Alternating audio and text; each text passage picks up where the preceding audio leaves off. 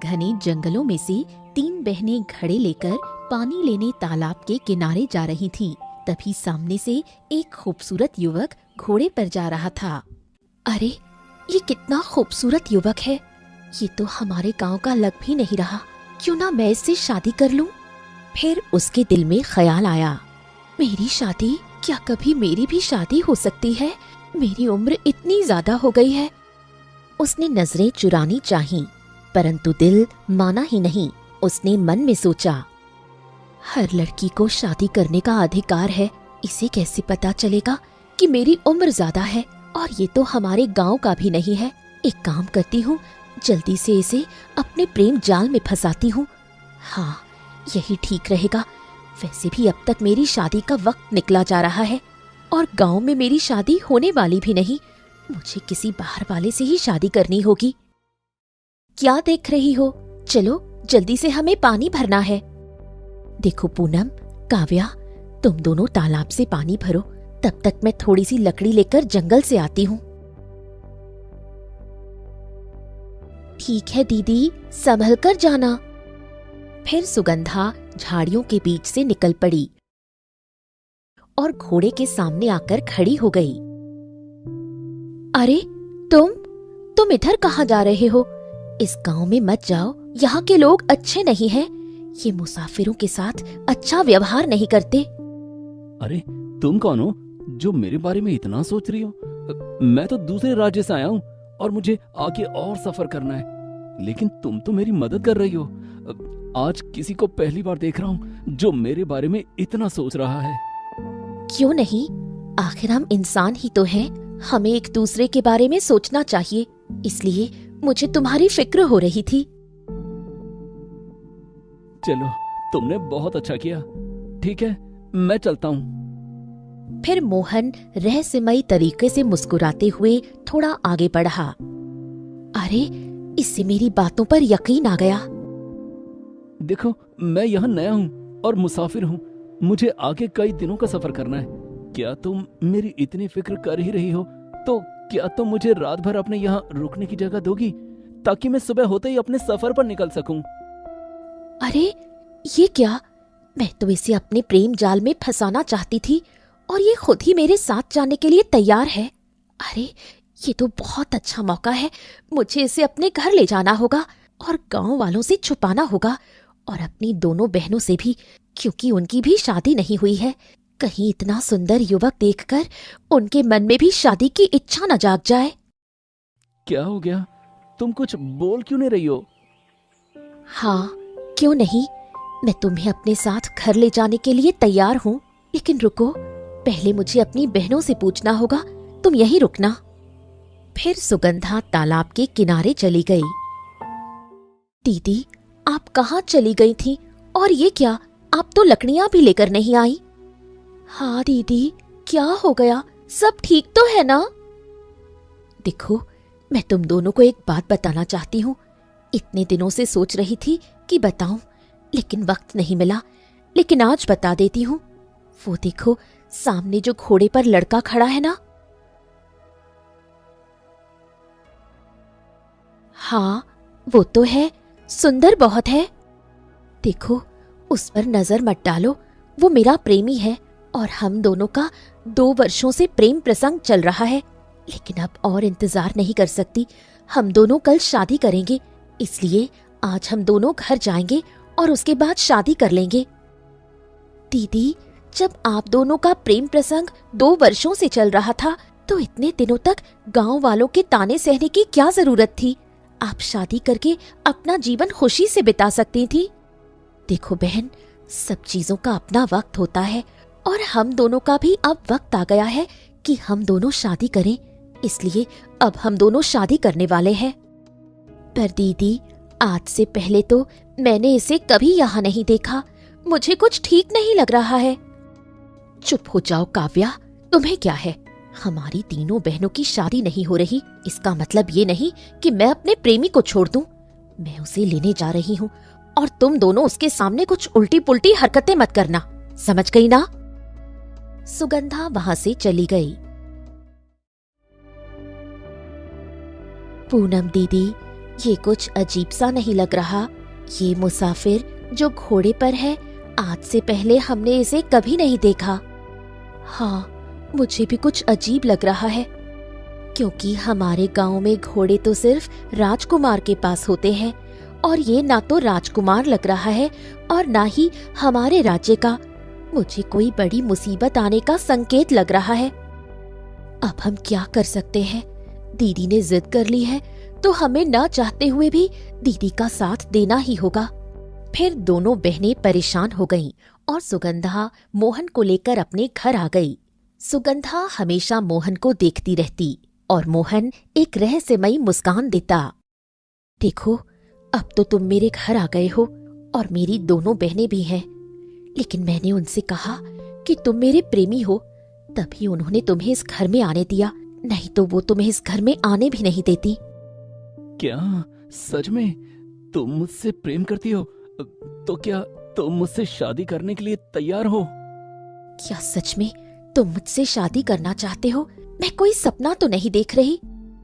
नहीं, तुम दिल की बहुत नेक लड़की हो। तुमने मेरे बारे में इतना सोचा और बिना पहचान के तुमने मुझे अपने घर में रहने की पनाह दी।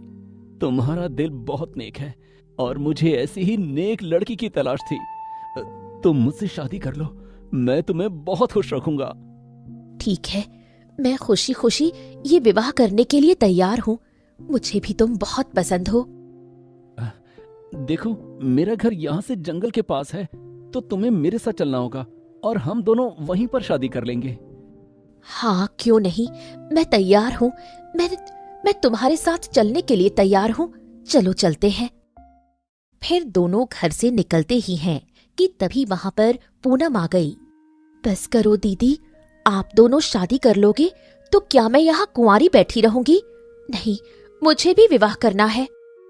इसमें कौन सी बड़ी बात है? तुम मेरे साथ चलो, मैं तुम्हारा विवाह अपने छोटे भाई से कर दूंगा। वो भी मेरी तरह बहुत सुंदर है और समझदार भी, और तुम भी तो अपनी बहन की ही तरह इतनी सुंदर हो, तो तुम्हारी शादी मैं अपने भाई से कर दूंगा। क्या सच में तुम अपने भाई से मेरी शादी करवा दोगे? हाँ हाँ, क्यों नहीं। अरे आखिर जब तुम्हारी बड़ी बहन इतनी अच्छी है तो तुम भी अच्छी होगी, इसलिए मैं तुम्हारी शादी अपने भाई से कर दूंगा। और अब तो वक्त भी हो गया है, तो सुबह होते ही हम तीनों निकल पड़ेंगे और अपने गांव पहुंचते ही मैं सुगंधा से शादी कर लूंगा और तुम मेरे भाई से शादी कर लेना। ठीक है, मैं इसके लिए इंतजार करूंगी। मुझे थोड़ा खुली हवाओं में टहलना है, मुझे थोड़ा बाहर जाना है। संभाल कर जाना। हाँ, क्यों नहीं। फिर मोहन घर से बाहर निकल जाता है। तभी पीछे से काव्या आती है।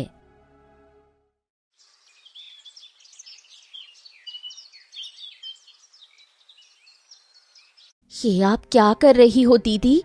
आप इस अनजान आदमी के साथ जाने के लिए क्यों तैयार हो? हम लोग इसे जानते भी नहीं हैं और आप लोग इसके साथ जाने के लिए तैयार हो? नहीं, आप नहीं जाओगे। जरूर कुछ तो ऐसा है जो हम लोग देख नहीं पा रहे। चुप रहो काव्या। अरे, हमारी शादी तो इस गांव में हो नहीं रही, और शुक्र मनाओ इस भले व्यक्ति का। ये हम दोनों बहनों को अपने गांव ले जा रहा है, हमारा घर बसा रहा है। फिर तुम्हें जलन क्यों हो रही है? दीदी, इसे जलन इसलिए हो रही है क्योंकि वो इसे अपने साथ नहीं ले जा रहा, इसलिए ये हमारी खुशियां देख नहीं पा रही। नहीं दीदी, आप मेरी बातों को गलत समझ रही हैं। मुझे आप दोनों की बहुत फिक्र है।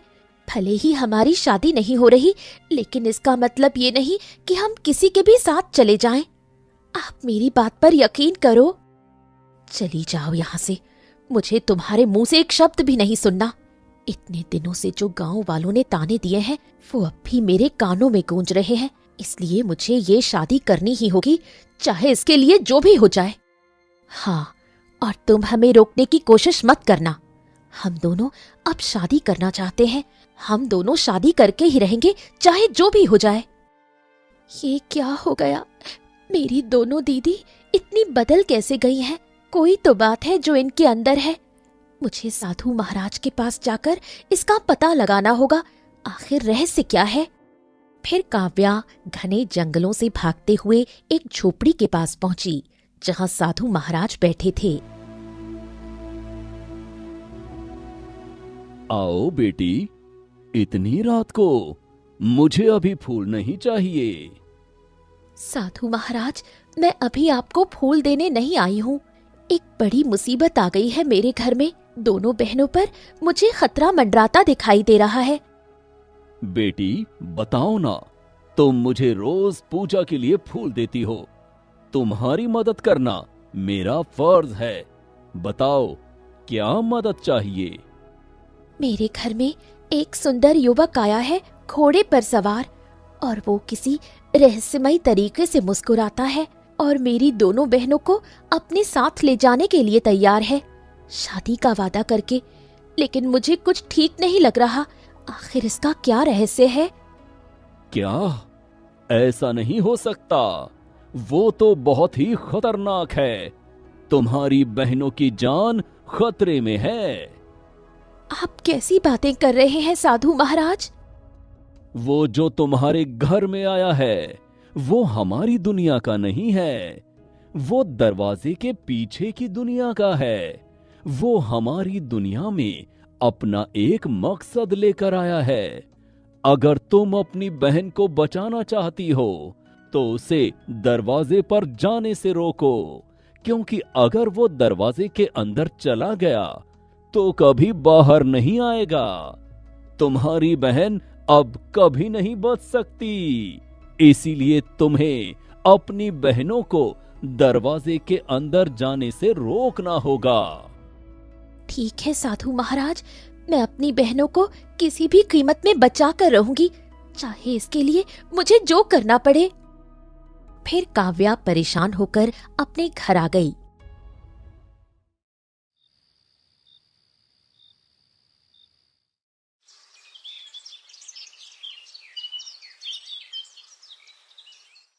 अगली सुबह सुगंधा और पूनम दोनों तैयार होने लगी। ये क्या कर रही हो दीदी? आप दोनों मत जाओ, भगवान के लिए मैं आपके पैर पकड़ रही हूँ, आप मत जाओ। देखो बस बहुत हो गया, तुम हमारी खुशियों के बीच मत आओ, इसलिए मुझे जाने दो। हट जाओ मेरे रास्ते से। हाँ, हम दोनों के बीच मत आओ। दोनों बहनें घर से बाहर निकल गईं। नहीं, अब बस एक ही तरीका है, मुझे अपनी बहनों को बचाना होगा। काव्या मोहन के पास जाकर खड़ी हो गई। काव्या, तुम बताओ क्या हो गया? देखो, मेरी बड़ी बहन से शादी कर रहे हो, मेरी दूसरी बहन की अपने भाई से शादी करवा रहे हो। फिर मैं यहाँ अकेले रहकर क्या करूँगी? मुझे भी शादी करनी है, मुझे भी अपने साथ ले चलो। हाँ, क्यों नहीं, मैं आया हूँ तुम जैसी लड़कियों की मदद करने। हमारे गांव में तो सभी एक से एक सुंदर हैं। ठीक है, मैं तुम्हारी भी शादी अपने गांव में किसी युवक से कर दूंगा, क्योंकि वहाँ युवकों की कमी नहीं है। दीदी, इसलिए ये हमें जाने से रोक रही थी। अब देखो, ये भी हमारे साथ जाने के लिए तैयार है। अच्छा रहने दो, चलो इसे भी किसी के साथ हाथ पकड़ा ही देंगे। वैसे भी हमारी तीनों बहनों की यहाँ शादी होने वाली नहीं। फिर चारों वहां से निकल पड़े और कई घंटे सफर करने के बाद एक दरवाजे के पास पहुंचे। ये कैसा दरवाजा है? इसके अंदर ही हमारा पूरा गांव है। चलो चलते हैं। यही वो दरवाजा है जिसके अंदर जाने के बाद कोई बाहर नहीं आता। पर क्या करूं मेरी बहन, सब रुकने वाला नहीं है, तो मुझे इसके अंदर जाकर ही हल निकालना होगा। फिर काव्या सभी के साथ दरवाजे के अंदर चली गई। वहाँ एक बहुत बड़ा गांव बसा हुआ था। चारों तरफ हरियाली और कई लोग हैं, लेकिन एक चीज देखकर काव्या के मन में डर बैठ गया। वहाँ एक भी बच्ची या कुंवारी लड़की नहीं दिखती। ये क्या, यहाँ इतनी सारी औरतें हैं, इतने सारे गांव के लोग हैं, लेकिन कोई लड़की और बच्ची नहीं है। ये क्या हो रहा है? आखिर इस गांव का क्या रहस्य है? अरे, तुम लोग क्या सोच रही हो? चलो आगे चलते हैं। सच में ये तो बहुत अच्छा गांव है। हाँ दीदी, अब तो ये हमारा ससुराल बन जाएगा। सच में हमारे गांव से अच्छा यही गांव है।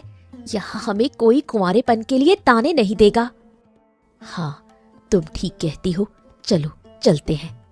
फिर दोनों बहनें खुशी से मोहन के पीछे पीछे चलने लगीं और वहीं पीछे काव्या भी धीरे धीरे आगे बढ़ने लगी। मोहन सुगंधा को लेकर राजमहल पहुंचा, जहां राजा पहले से ही बैठा हुआ था। मोहन ने सुगंधा को पकड़कर राजा के सामने धक्का दिया, जिससे सुगंधा राजा के पैरों में गिर पड़ी। ये लीजिए महाराज, मैंने आपकी अमानत ला दिया। अब से ये आपकी अमानत है। तुमने बहुत अच्छा काम किया है। तुम ही हमारे राज्य के सबसे खूबसूरत हो, जो हमारे सारे गांव वालों को लड़की ला कर देते हो।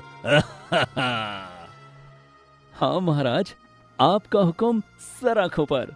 आप जो कहोगे मैं करने के लिए तैयार हूं। तुम मेरे सबसे वफादार सेवक हो और आज से तुम मेरे सबसे भरोसेमंद सेनापति रहोगे। मोहन वहां से जाने लगा। ये तुम क्या कर रहे हो? तुम तो मुझे अपनी पत्नी बनाने वाले थे, फिर तुमने मुझे राजा को क्यों सौंप दिया? क्योंकि तुम राजा की अमानत हो और अब तुम राजा से ही शादी करोगी। फिर मोहन वहां से जाने लगा। ये क्या? तुम तो मेरी शादी अपने छोटे भाई से करवाने वाले थे, लेकिन यहाँ आकर तुमने मेरी खुद की बहन को राजा के हवाले कर दिया। तुमने ऐसा क्यों किया? ये मधुना गांव है और यहाँ कोई भी लड़कियां पैदा नहीं होती। लड़की पैदा होते ही उसका गला घोंटकर मार दिया जाता है। यहाँ सिर्फ लड़का ही पैदा होता है और सभी लड़कियों को फंसाकर लाकर सभी लड़कों से शादी कराई जाती है, जैसे कि तुम तीनों बहनें फंस कर आई हो। तुम ये ठीक नहीं कर रहे हो। फिर आखिर यहाँ लड़कियां क्यों नहीं पैदा होती? क्योंकि लड़की पैदा होते ही हमारे राज्य का नियम है, उसका गला घोंटकर मार दिया जाता है। इसलिए जब तुम्हें यहाँ लाया गया तो यहाँ कोई बच्ची या लड़की नहीं होगी, क्योंकि यहाँ का यही नियम है। कोई भी लड़की या बच्ची तुम्हें नहीं मिली होगी। फिर मोहन वहां से चला गया।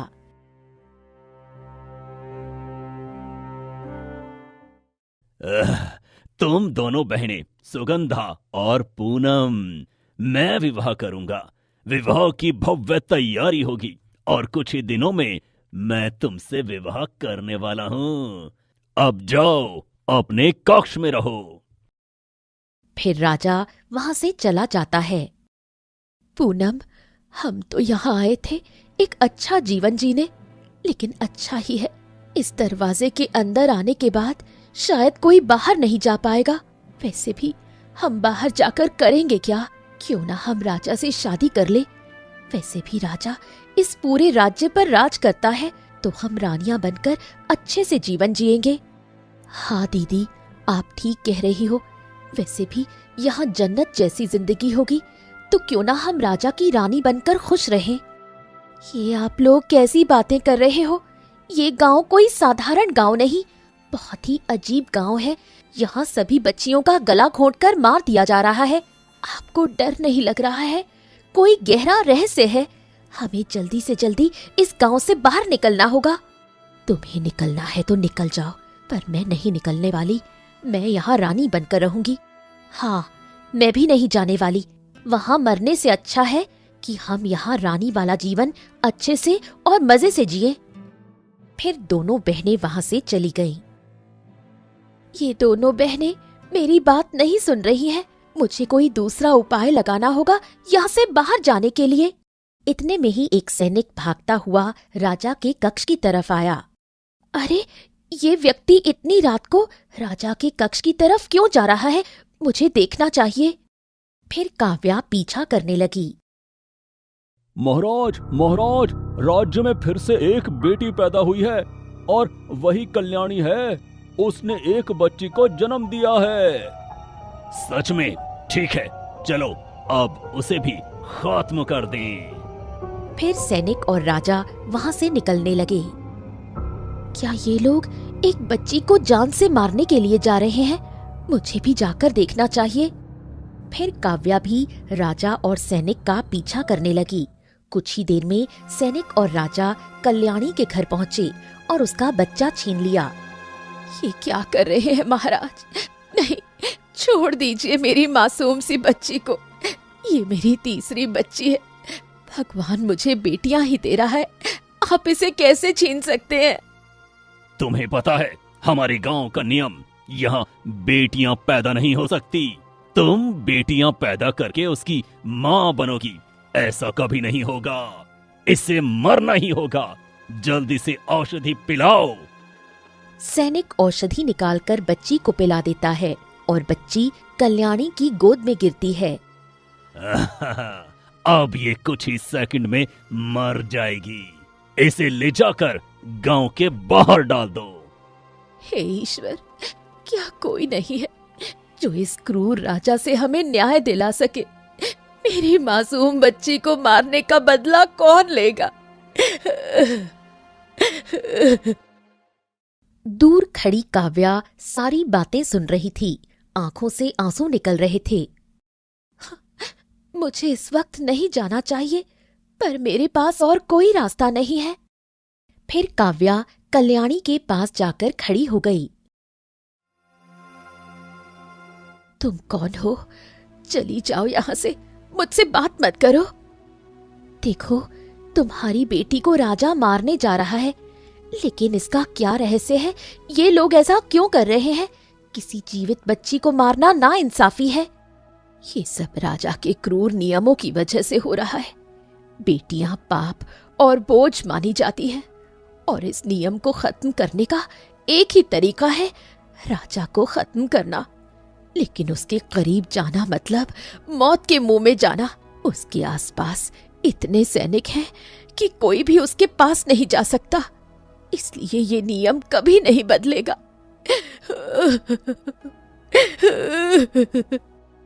कल्याणी फूट फूट कर अपनी बच्ची को देखकर रोने लगी। मैं समझ गई कि मुझे क्या करना है।